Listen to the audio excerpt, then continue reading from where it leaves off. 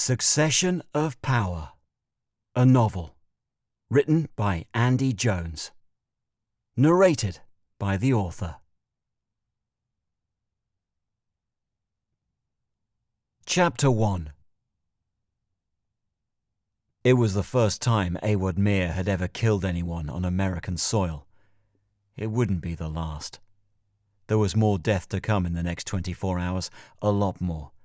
To start, he had 2 people to kill that evening. He knew his first target and was awaiting instructions on the second. The rain hadn't stopped for most of the day. It was its worst at around 8:30 that evening, when Mere's driver could only just see the road, the sat-nav dryly giving him the turn-by-turn directions to Peter Tyrrell's home. He had to wait for nearly 2 minutes for the door to finally open.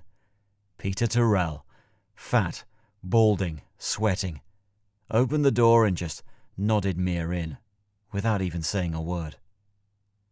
Mere climbed the steps behind Tyrrell, having to slow himself down as the unkempt scientist waddled slowly up the stairs and back to the reclusive sanctity of his apartment.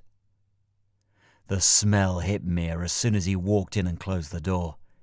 He had checked moments before that no one was around, and closed the door, noticing it couldn't be opened from the outside without a key. That smell! Stale pizza. Empty boxes lined the apartment, if that's what you could even call it. It was a single room, with a fold-out sofa bed, left out, with soiled sheets. A door to the right indicated the small bathroom with a cubicle shower, and an alcove featuring a sink, microwave, and fridge to the left was pretty much all there was to the kitchen. Peter Tyrrell was a quite brilliant man. A brilliant mind, anyway. But people like that always left the normal things out. Cleaning up, basic hygiene. It's like their minds were preoccupied on other things, and they didn't have the time to waste with such trivial matters. "Want a beer?" Tyrrell asked Mere. "No, thank you." "All right, I forgot. I guess you guys don't do that. You mind if I have one?" Mere shrugged. "It's your house." Tyrrell scratched himself, then lumbered over to the kitchen, kicking a previously discarded KFC chicken bucket out of the way en route. "I have to say," Tyrrell said, his back to Mere as his head was buried, looking deep into his refrigerator for a colder beer at the back, "I did think we were done." "Not yet, Mr. Tyrrell," said Mere, just about hiding his disgust for this fat pig in his voice. "A man of your skills is always useful." Tyrrell turned around. "Look, I did what you asked. I put my neck on the line." "And you were compensated." "Compensated? All your debts are paid, are they not?" Tyrrell nodded. Mere himself had handed him the last payment. Tyrrell, as well as being a quite brilliant chemical expert and scientist, was also a degenerate gambler. Mere couldn't understand how someone with such a brilliant mind could be sucked into the world of gambling, where the odds were so plainly against him. But Tyrrell liked the rush of gambling, which meant that Mere and his associates could play off his weakness. "That's right," said Tyrrell. "I had a bad spell, and now I don't have any more debt. I'm free and clear. So please, you people, just leave me alone." "But you still agreed to let me see you tonight. You must be at least curious as to why I wanted to come over." Tyrrell pulled the ring back on his beer and took a long swig. Some of it spilt along his cheek and down his neck. He didn't bother wiping it off. He looked at Mere for a few seconds, then gestured over to a seat.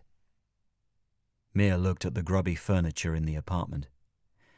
He didn't want to leave a mark anywhere in this place if he could help it. "It's okay. I'll stand." Tyrrell had successfully navigated the obstacle course of empty pizza boxes and mess back to his lazy boy. He sat down and popped it back up, his legs rising and Mere getting a glimpse of more than he wanted to. "Okay then, you got me," said Tyrrell. I'm listening. Mr. Tyrrell, you were $45,000 in debt to a very unpleasant loan shark when we first met. 43,000. Sure. And as you say yourself, you're now free and clear. You did a favor for me and my associates, and in return, no more debt. Right? You said just a moment ago that you had a bad spell. Yeah, it sometimes happens. You get unlucky. Most of the times I make good bets and they come off, but the Yankees and the GGs between them screwed me over this year. I'll be fine now. How would you like to be more than fine? Tyrrell took another swig from his can.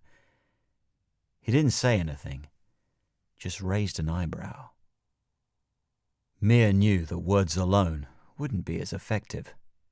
He had planned this meeting, and he knew how to play things. He knew how to play Peter Tyrrell. Mir pulled out of his long black jacket 5 wads of cash. Each wad was 50 notes thick. Each note was a $100 bill. This, Mr. Tyrrell, is $25,000 in cash to help you get back on your winning streak. Tyrrell, as best as he could, rose up a little in his lazy boy. What do I have to do for that? I'll give you this now, and the same again if you manage to acquire for me the same amount of the compound as you did before. Tyrrell sunk back into his well-worn comfy chair. There's just no way. I was so close to being caught last time. All I ask is that you try. That's all. Mir placed the money, neatly piled up, onto a coffee table right by the door.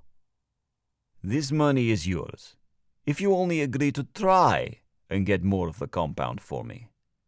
If you don't manage it, then it's fine. Consider this cash a parting gift, and you'll never have to see me again. Deal? Tyrrell thought about it. Mir knew this slob of a scientist could easily calculate that the deal was too good. Taking it would be a gamble, but Tyrrell liked to gamble. The scientist lay back in his lazy boy and smiled. Okay, Mr. Mir, you got yourself a deal. Thank you, Mr. Tyrrell, but I ain't promising nothing. I only ask that you do your best. Tyrrell nodded. You know, Awad, you're an all-right guy. I wasn't sure about you at first, but you came through for me. Mir smiled. You know what, Mr. Tyrrell? Call me Peter. Peter. I think I would like that beer, after all. Really? Great. After 2 unsuccessful attempts, Peter Tyrrell managed to get up off his lazy boy. He waddled back over to the kitchen. Awad Mir followed, carefully avoiding the rubbish strewn on the floor. Let me get you a cold one, said Tyrrell, once again going deep into the fridge to get a beer from the back. It was time. In one graceful and discreet swoop, Mir pulled a fiber wire string from the cuff of his shirt, grasped it in both hands, then leant forward and squeezed the wire around Tyrrell's neck. It happened so fast, Tyrrell couldn't even let out a scream. He doubled back as the air sucked out of his lungs. He must have been twice the size of Mir, but had no way near the muscle strength or agility of the man now squeezing the life out of him.